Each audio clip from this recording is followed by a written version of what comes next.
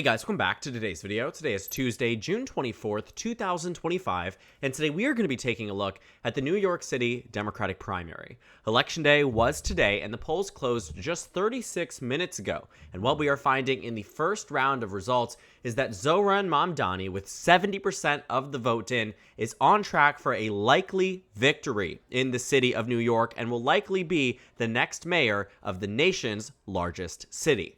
Now, the New York City mayoral race is one that has been largely clouded by Andrew Cuomo, the former governor who resigned amid sexual assault allegations that came out in 2021. It was a very big deal, one that led to his resignation after becoming a very popular and well-known governor after the COVID-19 pandemic ravaged across the United States. 4 years later, he decided ultimately to run for mayor of New York City, and to many people's initial idea and expectation that he was on track for a substantive victory. But today, the results put that to shame and put that to rest, with Mamdani maintaining an 8.1% lead in the first round of voting, with 70% of votes reported. And the bad news, largely speaking, for Andrew Cuomo and for many members of the New York Democratic Party that largely opposed Mamdani or Brad Lander from becoming the next mayor, is that the results that we are seeing today don't even just tabulate, potentially, to a competitive race by the time we reach the end result. Mamdani was only ever supposed to win by a point or less on the margins, a fraction of it at that. But what we found simply wasn't the case. And so looking at Cuomo, looking at Mamdani, looking at the results that we've gotten in, the ones that we've seen across borough after borough, with 71% of precincts reporting, we can look no further than the political betting markets that now give Mamdani a 97% chance. Kalshi, too, showing him at 97% as well. And just looking at what we've seen over time, when you take a look, it really is fascinating. Mamdani, who started out in this position with a 2% chance, Cuomo, who had a month ago to the day, actually, you can see on May 24th, 2025, had a 93% chance at victory. And today, that has plummeted down to a 3% chance at victory. And looking at Kalshi, too, the same exact thing. We look back on May 24th, 2025, exactly a month ago today, or I guess we'll have to go ahead and just get out there, but we see May 24th, what were Andrew Cuomo's odds?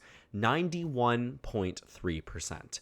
And looking at the data, it is fascinating to see exactly how we've gotten to this point. But a lot of it has to do with the fact that Mamdani ran in many ways, a scandal-free campaign to many degrees, especially in comparison to Cuomo, but also to mention, too, that now with 70% in live updates as we are here, the numbers are only getting worse for Cuomo. There was this high expectation that on election day, the more that the voters turned out in person, and the election day voters would turn this entire race around for Cuomo, that he'd get to a point where he was able to come within victory. Now, it very much felt like he was going to win this primary on the degree that the fundamentals were on his side. But the momentum, as you can tell from all the videos that I've talked about over the past couple of weeks looking at this race, Mamdani did turn it around.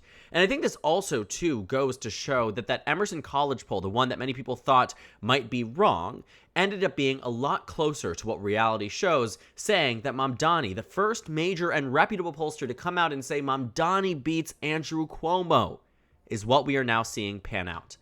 They found that Cuomo, by the time they reached the final round, would lose to Mamdani. He might have the initial advantage, and I do actually think that by the time all the votes are cast, Mamdani probably will be in second place. If he's in first place, it's wraps. You call it this evening. Mamdani has won the race without a doubt. I say he's on track for a likely victory because I do not know with 100% certainty that he's going to win, but all signs are indicating that he will. But what the race suggested was that Cuomo and Mamdani would be in a lot closer of a position than what some of the early data points had suggested. And when you take a look at what the other data points were saying besides Emerson College, you start to see why that final round vote share was very far off in many cases based on the data that we have been presented on. And looking at that Emerson College poll, it was the ranked choice voting that eventually did in Cuomo. He starts out with an initial lead, but by the time you reach round 8, Mamdani gets 52% of the vote.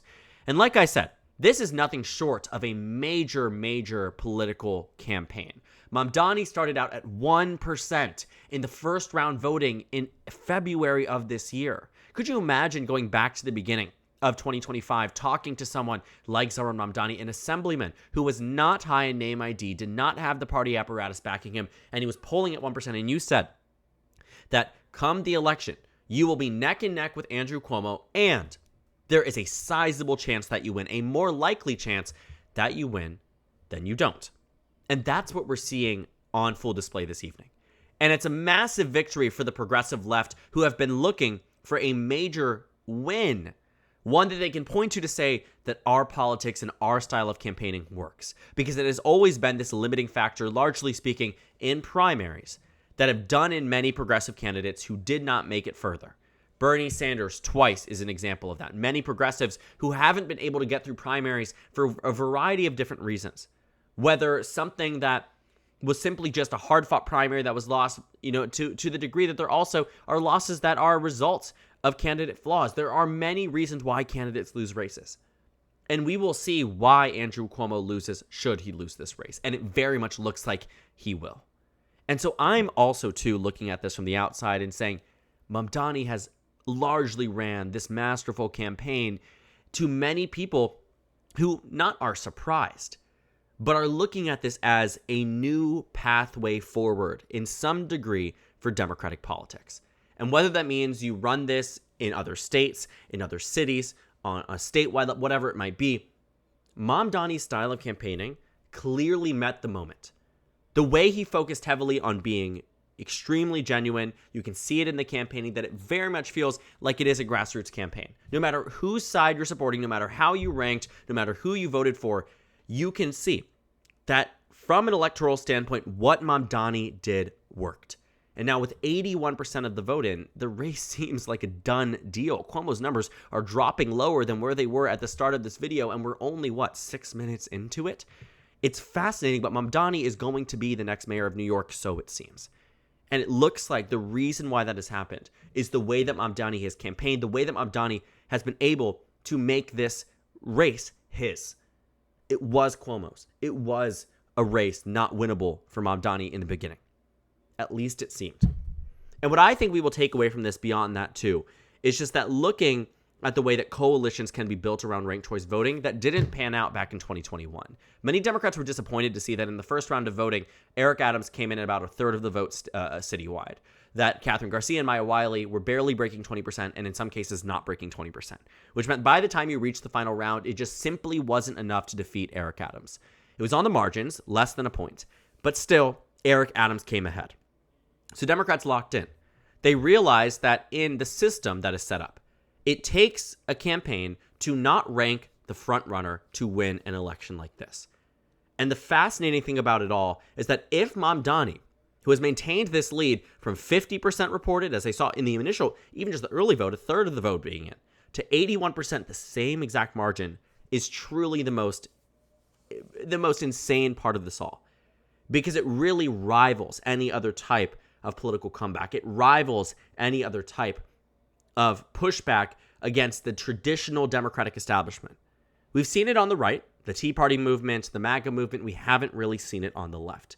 And this might be the first real pushback that many of these voters from Mamdani might not even be saying that they're on board with 100% of his ideas. But it is the idea of pushing against the status quo, of pushing back against those who might say, and might be in an otherwise position, say, I'm supporting, different policies that maybe feel like they aren't doing enough. In the day and age of Donald Trump's second administration, it is clear Democrats are looking for something different, and New York City's race is no different in that regard. A lot of new first-time voters, early voters, we saw it, that had not even voted in a political primary ever in their lifetimes. Not a presidential, not a gubernatorial, not a congressional, never. And yet they turn out to vote for mayor. And who did they turn out to vote for?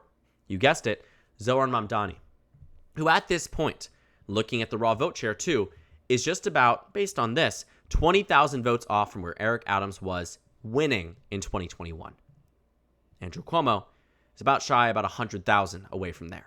And while there will be more voters this time than last time, you can see here that there's already going to be more tabulated, about 942,000 last time. So you're going to surpass that. So raw vote number doesn't mean as much. But it is noteworthy that it would have taken a lot for Mamdani to lose this race, or to win this race. And a lot is coming through and working in his favor. So this is where we are. Results are trickling in. You have about 19% of precincts reporting. The betting markets are pretty clear, crystal clear at this point.